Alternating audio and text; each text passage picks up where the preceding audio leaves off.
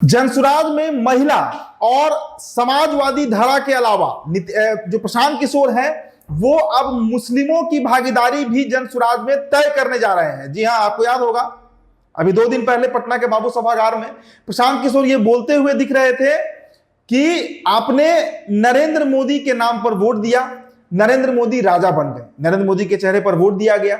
इससे पहले आप बिहार में नीतीश कुमार के चेहरे पर वोट देते रहे हैं, नीतीश कुमार को बिहार का मुखिया, बिहार का राजा बनाते रहे हैं। लेकिन इस बार आप अपने बच्चों का मुंह देखकर वोट दीजिए, अपने बच्चों के शिक्षा, स्वास्थ्य, रोजगार को ध्यान में रखते हुए वोट कीजिए और सबसे मुफीद ऑप्शन जो है वो जनसुराज ही है।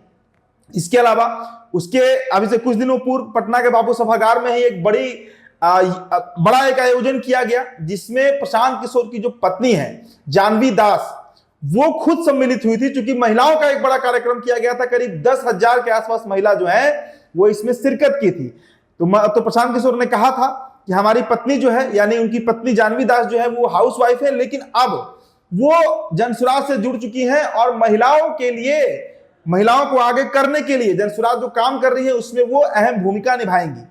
2 दिनों पहले ही जैसा मैंने बताया एक समाजवादी सम्मेलन हुआ था जिसमें देवेंद्र यादव पूर्व मंत्री रह चुके हैं, वो जनसुराज का दामन थामे, बड़ी भीड़ जुटाई गई। और अब देखिए मुस्लिम हिस्सेदारी, मुस्लिम प्रतिनिधित्व के ऊपर जनसुराज लगातार काम कर रही है। उस नेतृत्व को आगे बढ़ाने के लिए प्रशांत किशोर ने अब एक नया बीड़ा उठाया है।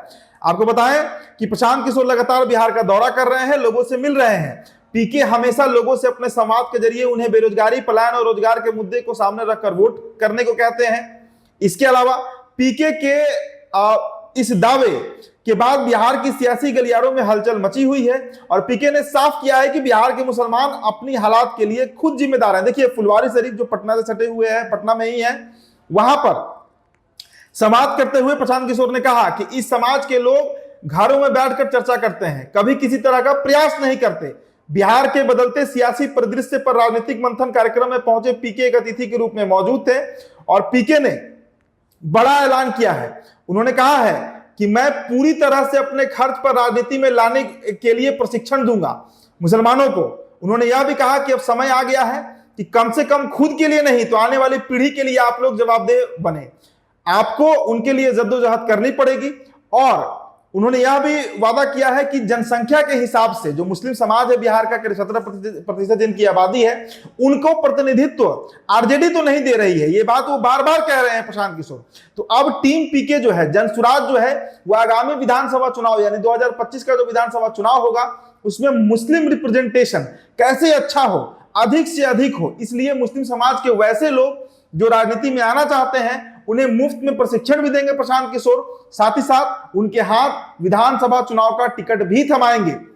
2 अक्टूबर को प्रशांत किशोर की जो पार्टी है वो स्थापित होने वाली है, उसका निर्माण होने जा रहा है, फाउंडेशन डे होगा और उसके बाद जो गतिविधियां हैं जनसुराज की, प्रशांत किशोर की, वो और भी तेज हो जाएंगी। तो कुल मिलाजुलाकर जो गणित है वो यही बैठ रहा है कि प्रशांत किशोर अब मुस्लिमों के बीच धीरे धीरे मूवमेंट अपना शुरू किया है। हालांकि देखिए जब 2 साल पहले उन्होंने अपनी यात्रा शुरू की थी उस समय भी जिस भी गांव में गए वहां पर खासकर जो अल्पसंख्यक समाज है उनसे उन्होंने कांटेक्ट बनाया, उनके बीच जनसभा किया उन्होंने और उनको समझाया कि लालू प्रसाद यादव ने सिवाय मुसलमानों को ठगने के दूसरा कोई काम नहीं किया है और उसी राह पर नीतीश कुमार भी आगे बढ़ रहे हैं। लेकिन अब समय आ गया है जब बिहार के मुसलमान अपना नेतृत्व अपने हाथों में ले, खुद के लिए ना सही तो अपने बच्चों के लिए और आने वाले पीढ़ी के लिए। तो देखना होगा कि कितने मुसलमान बिहार के प्रशांत किशोर से जुड़ रहे हैं, लेकिन प्रशांत किशोर इस मसले को लेकर भी प्रयासरत जरूर है। फिलहाल इस रिपोर्ट में इतना ही।